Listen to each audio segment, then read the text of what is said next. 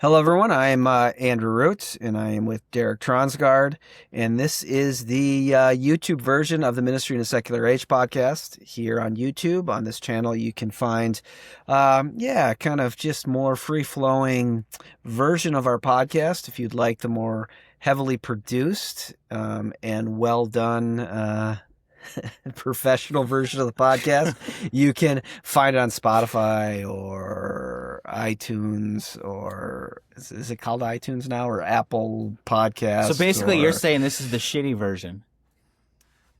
I didn't say that, but no, this is implied. like the gamers streamer version of it. You know what I mean? Like, I don't know. I'm old, but I watch my kids watch people like watch video games.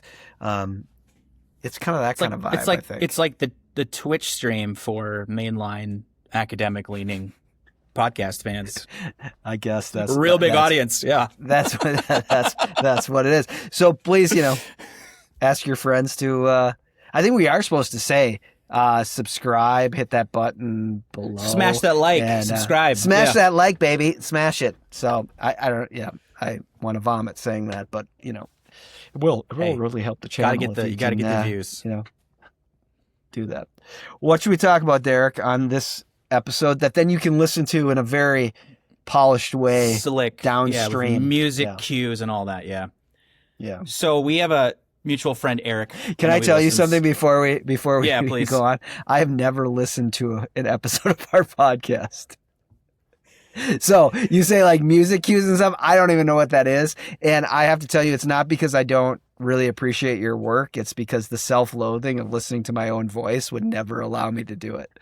So, Well, that's good because I got sick of editing after like the third episode. So now I just tell you I put them out there, but I don't actually. so they're do not anything. even, I really don't know. I had to have no idea. I just this could like all be talking just to a you. ploy Yeah. for you to just talk to me. And because Yeah. I've never watched any of it.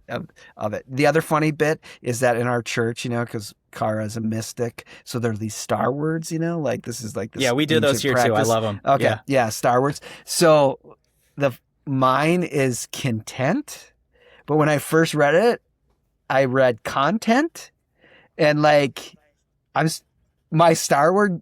The Holy Spirit just wants me making content all year. Yeah. Yes. So even today, I was like, well, I have a podcast interview, and then Derek and I are going to record, but I have to because my Star word is content. So I got to keep making content. So smash that like so our content continues to flow and we fulfill God's prophetic vision for me on creating content in 2026. So my Star word, this is a great story too. We did Star Words for Epiphany, and then we had a sewer main freeze up in January because it got so cold. Yeah. So we literally had sewage coming up through the drains in the church kitchen, and I was here shop vacuuming literal sewage for about 4 hours, and it was like 3 inches deep. And all of a sudden, wouldn't you know it, a Star word came floating by because we put them on these like acrylic stars. Yeah. And I flipped it over, and it said humor. So the Holy Spirit was making fun of me. All right. We're not talking about Star Wars. Okay. Okay. That actually wasn't that great of a story, but here we are. Okay. It was kind of good. Yeah. It was all right. All right. So this is the slick part coming in now. So we have a mutual friend, Eric, who I know listens to the show. Hi, Eric, if you're out there. He texted us this last Saturday. It was a beautiful Saturday. I was out on a walk with my dog. And he was lamenting the fact that he was in a church meeting, and the topic of the church meeting were strategies to help, quote, bring all the young people in. And then I loved your response, Andy. You just texted him back one word. You just said classic, which was very Andy of you. But I actually thought this would be a great thing to drill down on.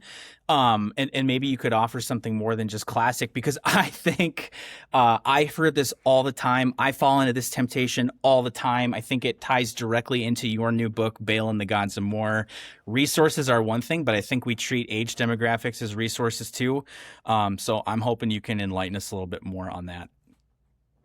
Well, yeah. I mean, I think what I meant when I said it's classic is that yeah, I mean, this is always a dangerous thing to say because some of the greatest people in the church are kind of people who are leading denominational synods and presbyteries and things like that. But one of the things that inevitably happens at some point during the year or in a 2-year cycle or something is the anxiety of sustainability, of the loss of dynamic stabilization, starts to feel really heavy, and there's some conversation or some speaker brought in to think about how do we grow our way out of this.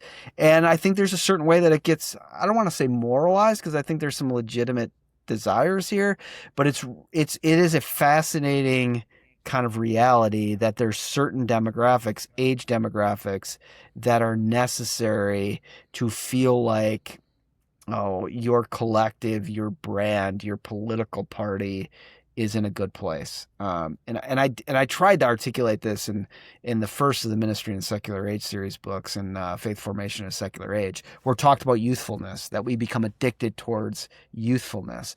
And I think one of the drivers that happens here is we don't really like youth. We like youthfulness. And maybe that's probably too strong of a dichotomy, but a lot of churches will say things like, where are all the young people? We need more young people. How do we get more young people to come? We really do have to get younger. How do we get younger? How do we get that? But a lot of that has to do with a mark of being a vibrant congregation, or again, we're at that kind of level of stabilization again. Like, what determines that your collective, my gosh, your religion has a future?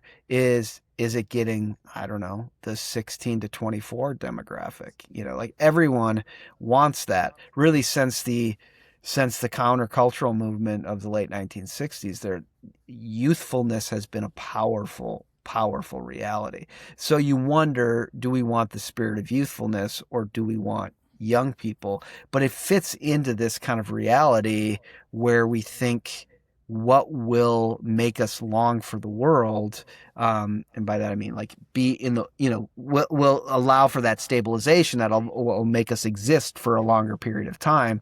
Because let's face it, we're all it's all coming undone. You know what I mean? Like, at some point, Derek, your church will not be there. My gosh, if um, the church in Corinth that Paul started is not there, the church you're leading is not going to be here forevermore. So things are coming undone in that way.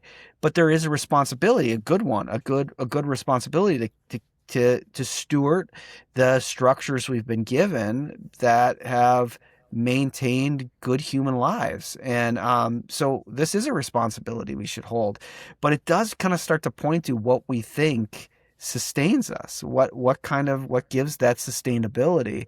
And having young people around, not to pray for us, but or for us to pray with them, but to have them around, that signals that our institution has some vitality to it, is a mark in our time of sustainability, or of stabilization. And so it's classic in that way. It's classic in the way that it always ends up being young people that we use as a marker towards this. It's classic in the sense that even when we want to have a deeper theological vision, it's so easy to kind of fall into the traps of, yeah, but we just need more. We need more of this or more of that. We need to grow our resources base in some way. So I think a lot about metrics. There's a thing I hear all the time where someone will visit our church, and we have a strong youth program here, so people will say, "Oh man, like, your guys' church is doing so good. You had this many confirmation students. My home church only had 2 confirmation students last year." Yeah. Or we love, like, metrics, numbers, all that kind of stuff. What did previous generations of churches use as measures of faithfulness and obedience before we got so obsessed with numbers and resources? And again, this ties directly into your book right now. That's fresh on my mind, which I did finish, by the way. Update for those who heard the last couple episodes. But what was the marker for faithfulness and obedience before dynamic stabilization entered the chat? Yeah, or what was like the marker of being a kind of a good church or whatever, right? Like now it seems like a good church is one that has those kind of movements towards growth. Um, yeah, I mean, obviously, it's a deeply complicated question. I think I do think one of the realities of it, for good or for bad, particularly before the modern era, and then I think we should get back into the modern era a bit. But there was a kind of deep sense that it was embedded in the practices itself.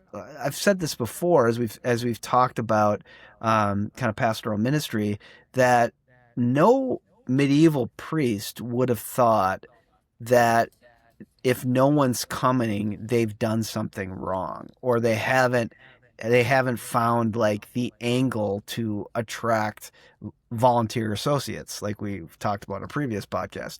They would think that there was some kind of demonic reality at play. They would think that there was some kind of deep sense of disobedience at play. So there's a kind of interesting dynamic for us, is that we tend to think it's choice that leads away from this. Not we don't have a deeper kind of story on why people would choose to come or not to come, other than they're choosing other things. So we feel a kind of competition in the marketplace at play, where if you're like fourth century Paris, there is no other competition in the marketplace other than the reality of the church. I mean, the crown and the church are pretty much dominate kind of every reality at play. I mean, in a big sense of the kind of shape of society. So that's not there. But I also think, back into our own period, and particularly the 20th century, which I try to lay out. I don't remember, Derek, what we actually talked about in the previous podcast on Baal and the Gods of War, but one of the things I really try to examine here is this book by Robert Gordon called The Rise and Fall of American Growth. Did we talk about that? I can't Mm-mm. remember. Yeah, so Robert Gordon has written this big, kind of thick book called The Rise and Fall of American Growth. And his basic point is that there was a special century. He calls this the special century, was Yeah. between 1870 and 1970. So we did talk about that. Yeah, we did this, but yeah, how basically it was just unparalleled in all of human history, Yeah. and because we're in it, we didn't really realize how special it was. Yeah. And now Well, I we're think coming back to it and kind of going to the baseline. Yeah.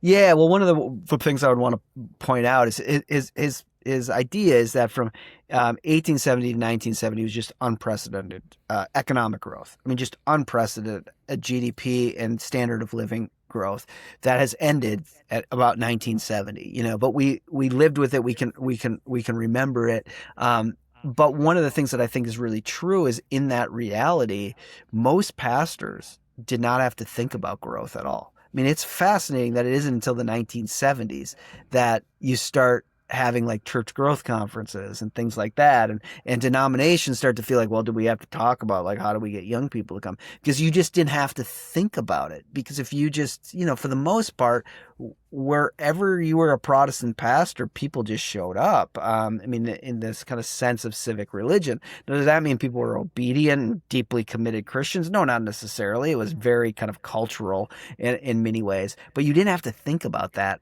reality. Like, you did not have to think about, how do we get more people to show up, and that this is dependent upon that reality. I mean, there were other things that you were thinking about. You may be kind of thinking about yourself, like, what's my next job? How do I get to a bigger pulpit? How do I have more respect in the community? Those things may all have been temptations, but for the most part, you weren't thinking like particularly, you weren't feeling this burden, like, this could go to zero. Like, if I don't have my crap together, this could go to zero, which I think most pastors today feel that way. Like, if you make a couple bad decisions and you run out there, like, I don't know, year and a half of terrible sermons, your church could go to zero, man. Like, you could go zero. I think a way a lot of people thought in the 1960s is that there was no way it was going to zero. I mean, the question is, were you one of the best pastors in your denomination that could take the church of 400 to 4,000, or could you get the invitation to be the lead pastor at that big city church, that big pulpit? Like, was that a possibility? You were thinking maybe in that frame, but you weren't thinking, I got to work my ass off just to keep this thing from not coming undone. And that's why I think in these Yeah. synod meetings and other things, all of a sudden you get this. We have to have this conversation about how do we get more people to come? How do we get young people to come? Because you do live with this kind of, well, this cold air goes down your back. You feel the eerie sense that, my gosh, you take your eye off the ball for a while, this could go to zero, and wouldn't that be terrible? It's a heaviness and an anxiety for sure. I feel it. And I feel like for me it is expressed where I need to make everything novel and interesting. We can't do the lectionary again because this is the fourth time in a row that we've done it. So I need to come up with some really good sermon series that's really going to capture people's attention. And then that can only go for 6 weeks because if it's longer than that, it'll get boring. So I need to do this again. And then you just kind of feel like you're writing a new stand-up routine every single week, and it needs to be like A plus. Otherwise, people are going to like bolt and go to the church down the road or something. It's rough, in that sense. Yeah. What do you think comes after voluntary participation? There's got to be something.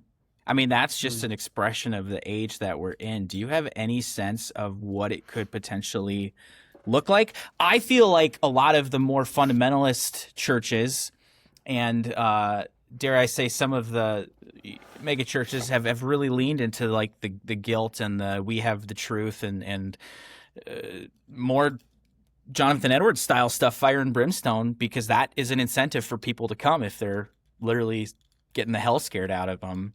What else is there besides those two alternatives right now? You got voluntary participation and you got scaring people and putting guilt and shame on them. Is there another third way?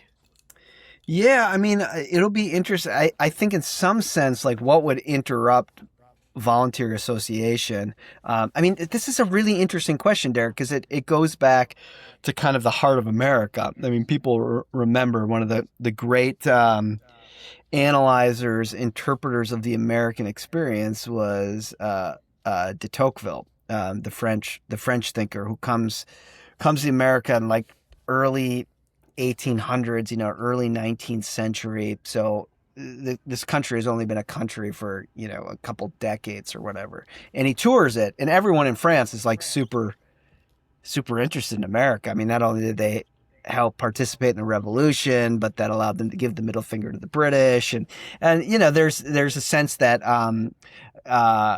well, then of course the French Revolution happened. So there's a way that the kind of American France are tied together in multiple ways. Not only did the French help us with our own revolution, but then their own revolution happens. So people start to come. But the other reality of this, of course, as you know, and I know you're such a very interested Francophone, so you're very interested in this reality. But that the French Revolution doesn't stick.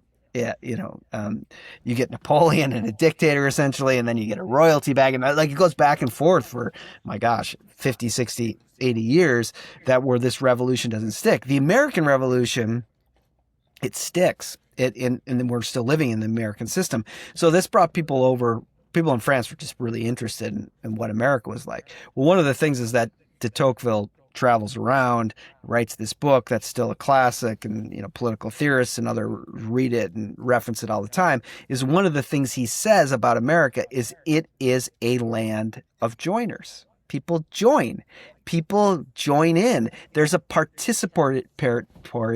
The power of America is volunteer association. People join, people show up, and they show up to their churches, and that becomes a really powerful reality.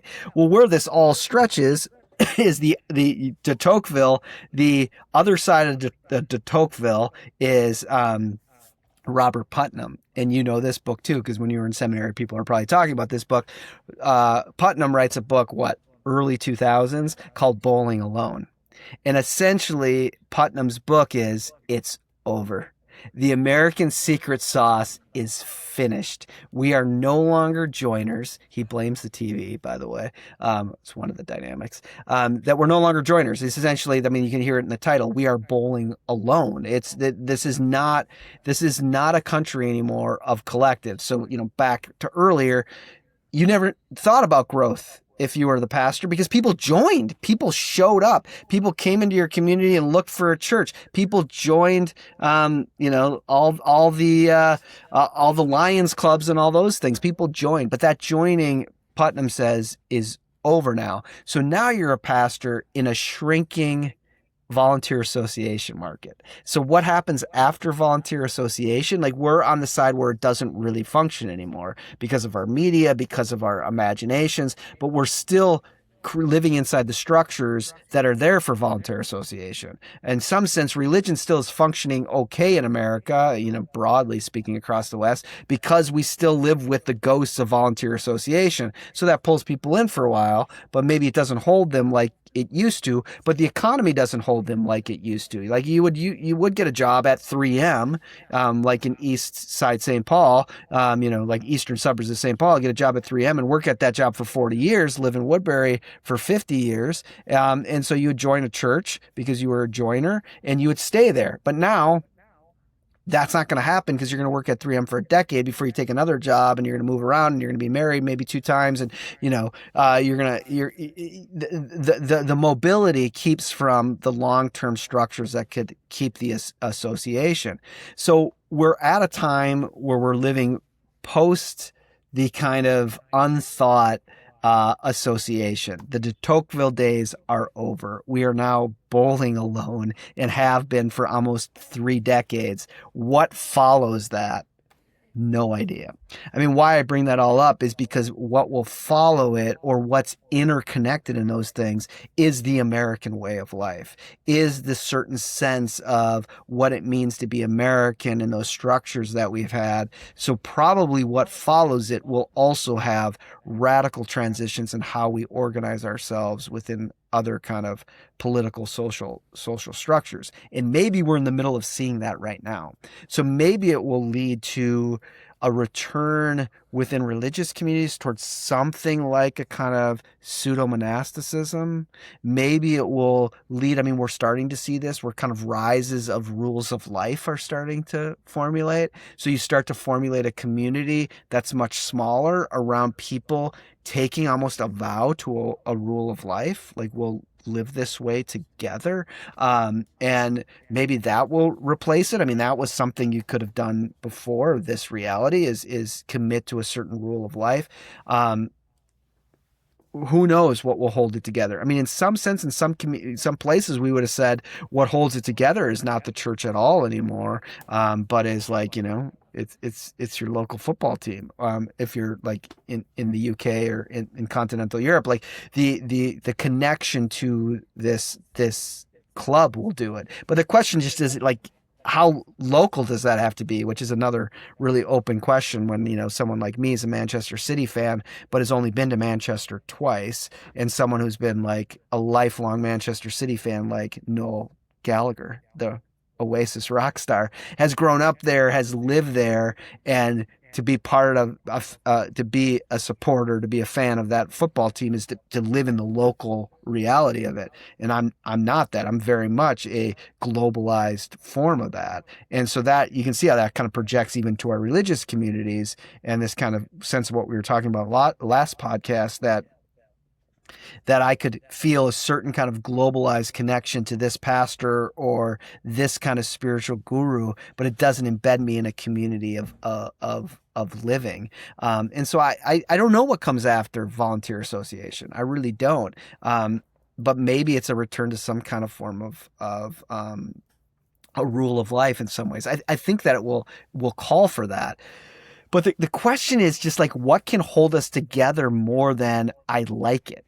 That's the real issue. Like, like, Derek, why do people come to your church? Because they like it.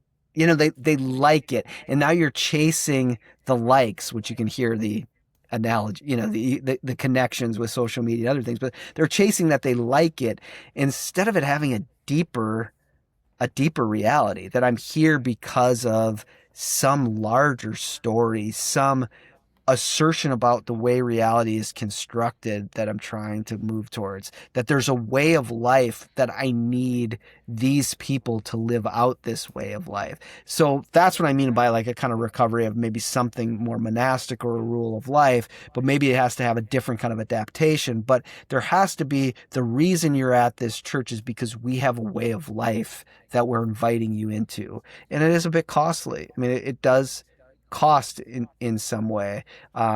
because inside of I just like it, we've become so individualized without any kind of sense of being a joiner of collectives, that I like it becomes like, well, I like it in a way that is just between, I mean, Putnam's talking about the TV, and the TV right now, like the way you and I grew up watching TV, feels so deeply communal to the way we watch TV now. Like the critique was you just have four people sitting in a room watching these shows. Oh my gosh, how terrible is that? I mean, Putnam and these other early people critiquing TV as like the death of democratic, participatory American way of life had no idea what it'd be like with kids laying in their beds just looking at their iPads.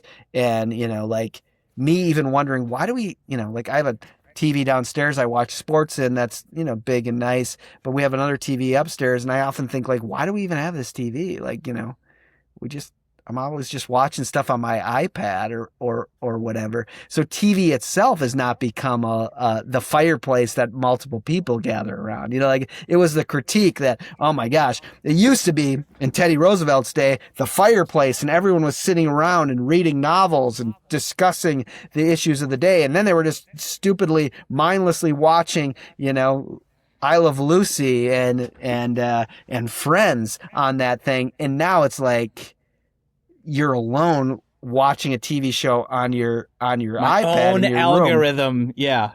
Yeah, Right. or on the toilet or something. And then it even gets worse, and this has been something that I've had to face with myself, is that I'm not even watching shows anymore. Like I'm not even watching a 25-minute narrative story that maybe is going to go for 12 episodes. I'm just watching freaking YouTube shorts, that have no, like, they're not even feeding my brain in a sense of plot, story, mystery, meaning. It's just pure sugar candy, junk food right to my system. And there goes 2 hours. Dopamine. Yeah. Yeah. Right. And the only communal dynamic of it is the worst kind of communal dynamic ever, which I see a funny video and then I text it to Kara, you got to watch this. And I don't know if this is true in your marriage, Derek, but if I get a text from Kara saying you've got to watch this video, there is no way I'm ever watching it. Like I resist it like the absolute plague. And sometimes I'll have to be like, stop sending me videos. I'm probably, if I found this, I would love it. And actually that happens. Like then I'll find that same video and I'll send it to her. And she's like, I sent this to you like a week ago. But something corrupts it and actually interrupts it as a just self-centered activity to be sent it. I don't know. I don't even know what to make of that. But you see like the way this all functions. So I'm not a futurist, so I don't know what happens after volunteer association. I just feel like what we have now is even the volunteer association, which is all we have, is become like the threads of that fabric have become quite worn. It's become an old T-shirt that you can almost kind of see through it. And so, and this is part of what political theorists and political philosophers will say is, the secret sauce of American democracy is coming undone.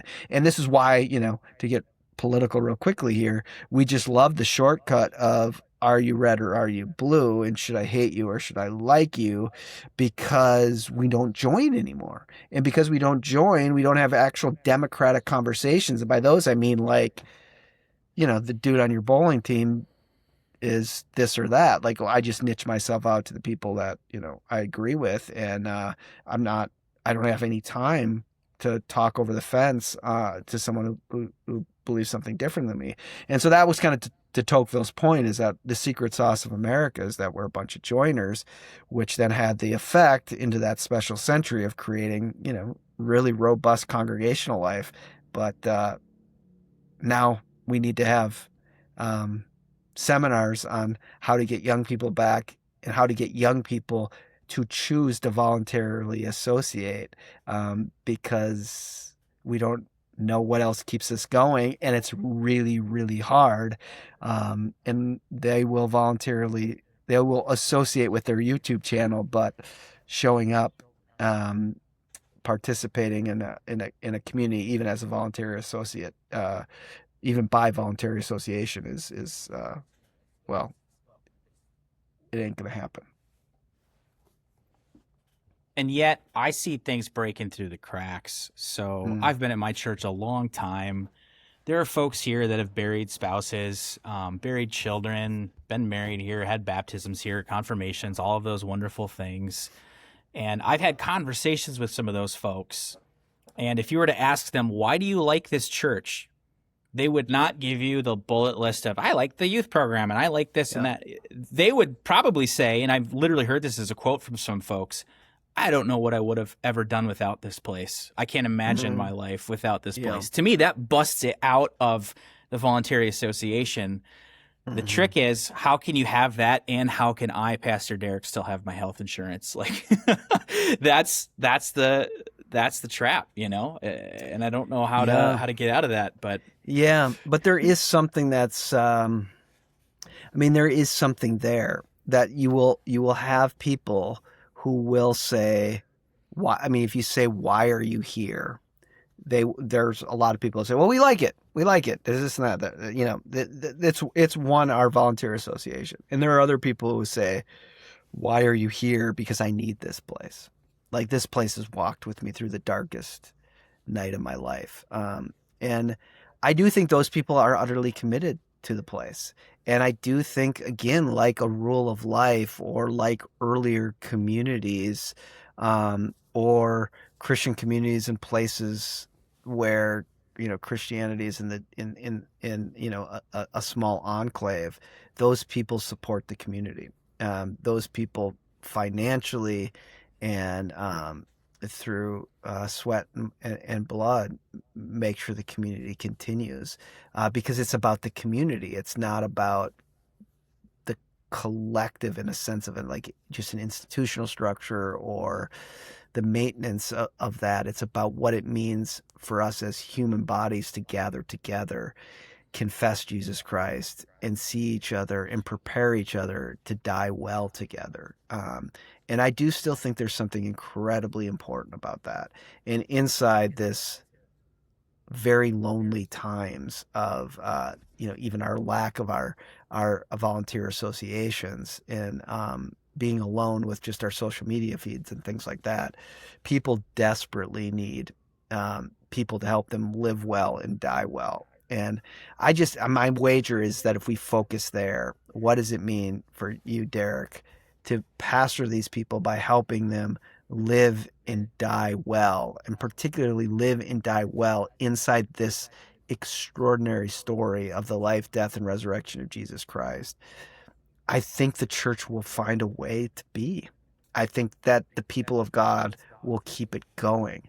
It just is a quite ironic thing to me that we keep on telling people to think about keeping it going and make helping people live and die well before God. Um, eh, that's not gonna do it for you. You've got to find something innovative or something to keep this going, as opposed to saying, if we focus on that, if you focus on what it means to really pastor people and create a community that confesses Jesus Christ and lives well together.